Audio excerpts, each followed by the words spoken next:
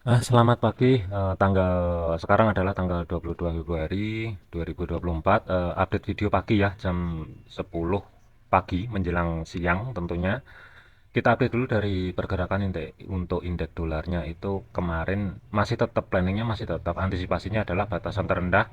Kuncinya kalau misalkan indeks dolar itu berpotensi melakukan pelemahan, dia harus mampu bergerak di bawahnya 103.800. Di pagi ini, di sesi Asia ini masih tertahan di level area 103.900-an, sedikit di bawahnya 104.00.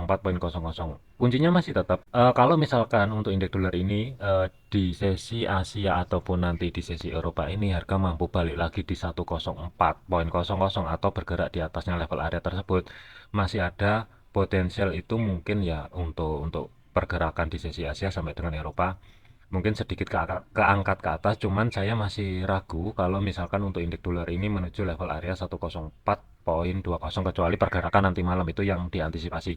Jadi masih ada potensi untuk sideways. Tetapi kalau misalkan kehilangan supportnya yang ada di 103.800, berpotensi untuk indeks dolar ini menguji level area ataupun lanjut pelemahannya itu menuju level 103.600 sampai dengan 103.500. Kita lihatin dulu nanti progresnya, akankah menguji batas bawah supportnya yang di level area tersebut 103.600 sampai dengan 103.500, baru indeks dolar ini dari segi jangka pendeknya itu melakukan penguatan kembali.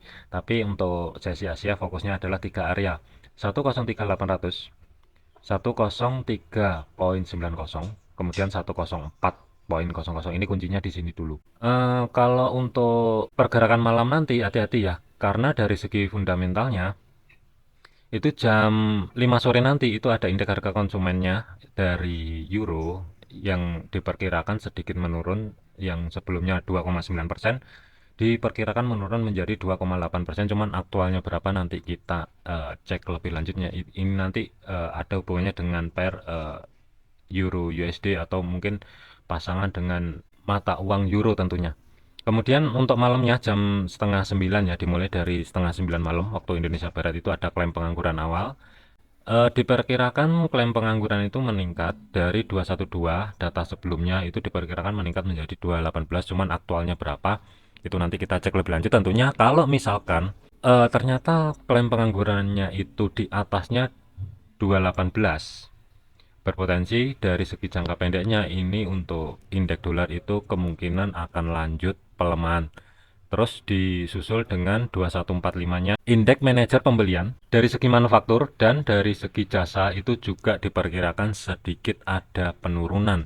Jadi fokusnya adalah nanti itu data aktualnya yang dari manufaktur ini kan 50,7, data sebelumnya perkirakan menurun menjadi 50,5. Aktualnya ini kalau misalkan nanti rilisnya itu di bawahnya 50,5, berarti ini positif untuk indeks dolar itu. Dari segi jangka pendeknya mungkin kita akan ngeliatin pelemahan menuju level area dari segi teknikalnya antara 103.600 sampai dengan 103.500 terlebih dahulu. Tetapi kalau misalkan tiga data ini yang akan dirilis nanti malam, kalau misalkan itu surprise, contoh misalkan ternyata klaim penganggurannya itu di bawahnya 212, kemudian indeks manajer pembelian dari segi manufaktur dan jasanya kalau misalkan datanya lebih tinggi dari data yang sebelumnya, mungkin kita akan ngeliatin surprise untuk penguatan dari segi jangka pendek untuk indeks dolar. Berpotensi untuk indeks dolar ini langsung keangkat ke atas menuju level area di atasnya 104.25 sampai dengan 104.600-an, kurang lebih di level area tersebut. Waspada ya, karena sekarang kan hari Kamis, besok udah hari Jumat. Jadi untuk minggu ini masih ada tanda-tanda ataupun pergerakan dari indeks dolar itu berpotensi sideways, itu masih ada. Jadi tetap waspada. Kemudian kita lanjut ke gold. Ring area untuk gold ini tentunya ada perubahannya karena daily close-nya kemarin itu kurang lebih di kisaran level area 2026 ya untuk penutupan market untuk gold kemarin. Kita ukur dulu untuk ring areanya, kira-kira kalaupun ada pergerakan yang signifikan, level yang mesti dipantau untuk hari ini itu nanti support dan resistennya ada di mana. Masuk ke time frame H1 tentunya untuk pergerakan di sesi Asia ini pivotnya itu kurang lebih ada di 2026 ya, dan untuk harga saat ini bergerak di atasnya level area tersebut. Kalaupun ada pergerakan penguatan untuk gold, itu kuncinya adalah dia harus mampu break. Ini ada sedikit perubahan ya. 2036 untuk resisten yang kedua ini masih tetap seperti yang kemarin. Kemudian untuk level supportnya itu yang berada di level area yang sebelumnya kan ada di bawah, kalau nggak salah kemarin 2002 dan 2019-97 kemarin itu. Ini ada, kalau untuk ring area hari ini itu support tiganya itu ada di 2009 dan support empatnya itu ada di 2006. Ini bertepatan dengan level area zona demand yang sama sekali masih belum dites. Kemudian atasnya support duanya itu ada di 2016, support pertama itu ada di 2022. Kuncinya untuk saat ini ya, karena ini di tengah-tengah juga ada zona demand, ini mesti dipantau juga untuk pergerakan hari ini. Kalau misalkan gold ini melakukan pelemahan kembali, planning saya adalah dari segi time frame H1, harga masih berada di tengah-tengah antara support 1 dan resisten yang kedua di kisaran level area 2022 dan 2030. Mungkin kalau misalkan dari salah satu level area ini tertembus, mungkin kita akan liatin pergerakan untuk gold ini yang cukup signifikan, entah itu nanti break bawah atau break atas. Cuman kita bahas dulu yang untuk yang break bawahnya. Kalau misalkan harga mampu bergerak di bawahnya 2022, kuncinya yang pertama adalah zona demand yang di kisaran level area 2018 pembulatan ya. Kalau kalau dipasin banget itu kurang lebih 2017,78, karena komanya itu di atas 50, jadi gampangnya biar mudah diingat itu kita bulatin di level area 2018 terlebih dahulu.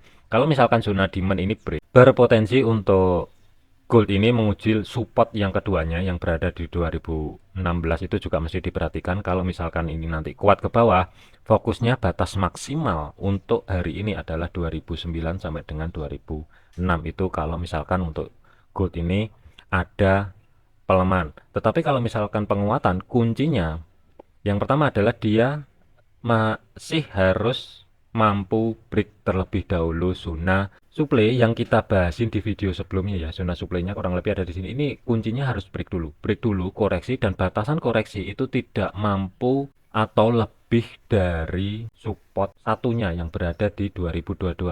Misalkan gini, kalau misalkan ini break kemudian harga terkoreksi, kemungkinan gold ini akan lanjut penguatan menuju resisten yang ketiga dan empat yang berada di level area 2042 sampai dengan 2045 tentunya. Tetapi kalau kita lihatin, kuncinya adalah setelah break zona supply yang bertumpuk dengan resisten yang kedua yang ada di 2036, 2037, batasan koreksi ini tidak boleh lebih dari ataupun tutup di bawahnya 2022 terlebih dahulu. Ini mungkin kita akan lihatin untuk gold ini menguji level area resisten 3 dan 4. Tetapi kalau setelah break apa namanya zona suplainya dan ternyata pembalikan arahnya itu lebih dalam, hati-hati. Berpotensi untuk minggu ini di sisa hari ya yang ada di minggu ini, berpotensi itu sideways, cuman ring areanya lumayan gede antara 2036, atau kemungkinan nanti kita lihatin dulu kalau misalkan terjadi hike-nya itu di harga berapa, sampai dengan batasan berpotensi sideways-nya itu balik lagi di antara